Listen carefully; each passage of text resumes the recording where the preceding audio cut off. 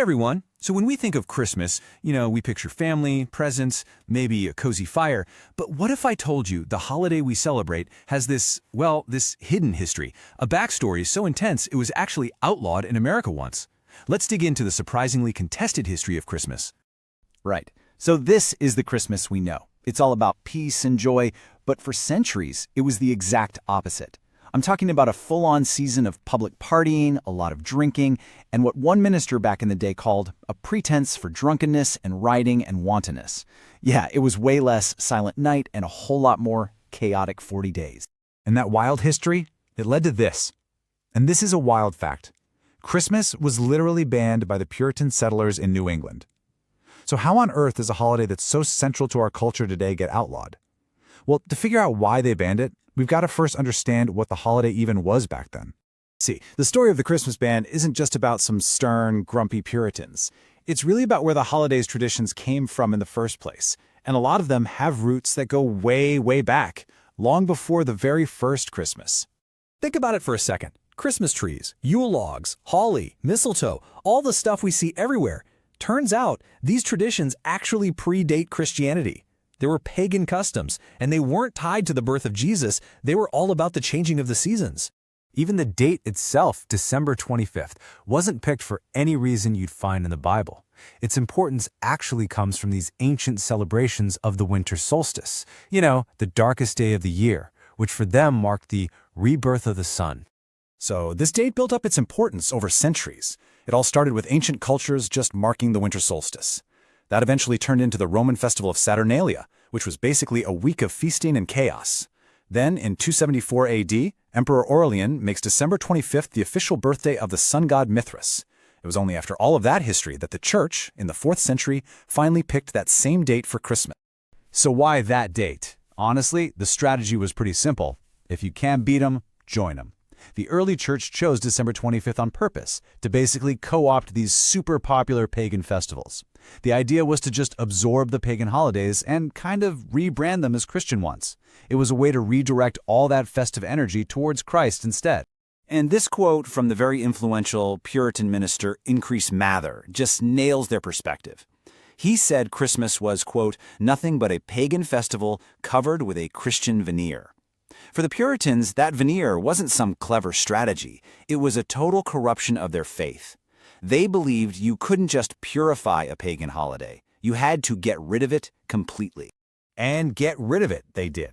In New England, the Puritans didn't just disapprove of Christmas. They launched an all-out war against it. The goal was to just erase it from their society, period. They really had two big problems with it. First, theologically, the holiday wasn't even in the Bible, and its roots were obviously pagan.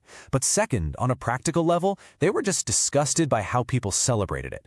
Christmas was all about public chaos, heavy drinking, riots, and this thing called mumming, where people in costumes, often swapping clothes, would go door to door demanding food and drink.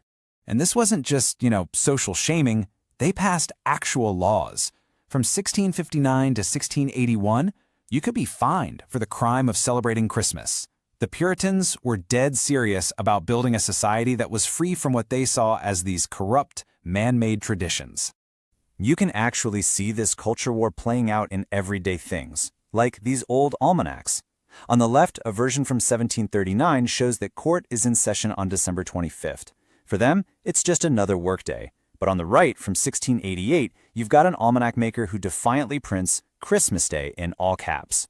The printed page itself became the battlefield for the soul of the holiday. But here's the twist. Despite everything the Puritans tried, Christmas didn't die out. Instead, something really interesting happened. The holiday got reinvented, and the very thing used to suppress it, print, became the tool that brought it back to life. And this led to a massive shift. Christmas basically got a total makeover. It went from being this rowdy, outdoor, town-wide party to a quiet, respectable, indoor family celebration. It literally moved from the streets into the home. So check out this carrier's address from a newspaper in 1771. The newsboys would deliver these little poems to their customers, wishing them a Merry Christmas. It seems like a small thing, right? But doing this year after year started to normalize and legitimize this new, more peaceful version of the holiday. And then there's this, a children's book from 1746. Books like The History of the Holy Jesus were huge back then. They told the nativity story to kids in a really simple religious way, creating these positive, warm associations with Jesus' birth, totally disconnected from the holiday's riotous past. This change eventually made its way into the church itself. By the late 1700s, even church hymnals, the heart of Puritan worship, started including Christmas music. This one from 1792 right here explicitly lists songs for Christmas. The holiday wasn't just being tolerated anymore, it was being welcomed back into the church as a time for divine worship. Okay, so this whole long, complicated history brings us right into a debate that is still happening today in a lot of Christian communities. That core problem the Puritans had, the mixing of pagan roots with Christian faith, is still a very real question for a lot of people. So it breaks down like this. On one side, you have the argument that mixing pagan traditions with the worship of God is forbidden, that it's dishonoring. This view says that where a practice comes from really matters. But on the other side, the argument is that these traditions can be totally repurposed. Their original meaning doesn't matter anymore, as long as the focus today is entirely on Christ. And folks who argue against celebrating Christmas often point to passages just like this one from Deuteronomy. In it, God specifically warns the Israelites not to adopt the worship practices of the other nations around them.